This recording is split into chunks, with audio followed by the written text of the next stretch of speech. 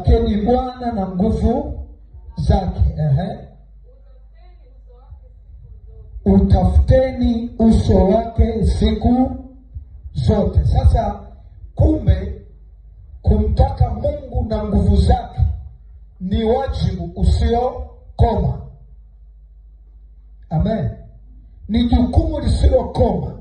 Madam unaishi, uko hai, unao wajibu wa kuendelea kuongeza mahusiano na Mungu, ili Mungu awe karibu zaidi na nani? Na wewe. Ili Mungu aendelee kukaa ndani yako, asitoke, ni lazima uendeleze bidii za kumtafuta Mungu. Kumtaka Mungu aendelee kuwa rafiki yako wa karibu. Kumtaka Mungu awe nguvu ya maisha yako.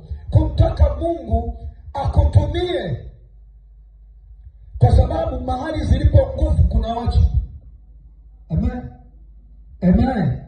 Sasa ni lazima mtu aliyeokoka afanye bidii kumtafuta Mungu, kumtaka Mungu na nguvu zake zikae kwake. Naomba unisikilize. Watu wengi waliookoka wanamtaka Mungu, lakini hawana nguvu za nani? Hawana nguvu za nani? Kwa nini? Inakuwaje? Kuna sababu gani za msingi? Sababu za msingi ni kukosa ufahamu. Na ndio maana Biblia imeandika mtakeni Mungu na nguvu zake. Mtakeni Mungu na nguvu zake. Hivi vitu ni mapacha. Mahali ambapo Mungu ameingia kukaa, lazima na nguvu zake ziwepo. Amina. Mahali Mungu amekubali kukaa, lazima nguvu zake ziwepo. Haleluya. Lakini watu wengi wanaona kama hawana nguvu za Mungu, lakini wanafunga, wanaomba, wanaishi maisha matakatifu, wanahudhuria ibada, wanafanya kila jambo linalompendeza Mungu, lakini msogezee mgonjwa. Msogezee nani? Mgonjwa. Mwambie tunaomba muombe huyu mgonjwa. Hapa mpaka wewe mchungaji hapa. Ngoja nimpigie simu babangu wa kiroho. Maana nini? Haina maana Mungu huna. Hata mwenyewe ukijipekua unajiona unaishi maisha matakatifu. Si ndivyo? Lakini kutumia nguvu za Mungu ni kitu kingine. Amen. Kutumia nguvu za Mungu ni kitu kingine, na kuwa na Mungu ni kitu kingine.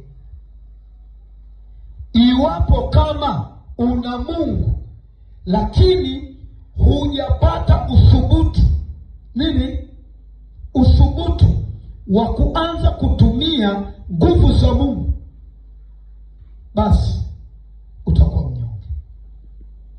Na hiyo ndio sababu wachungaji wanapata nguvu sana. Wanapata nini?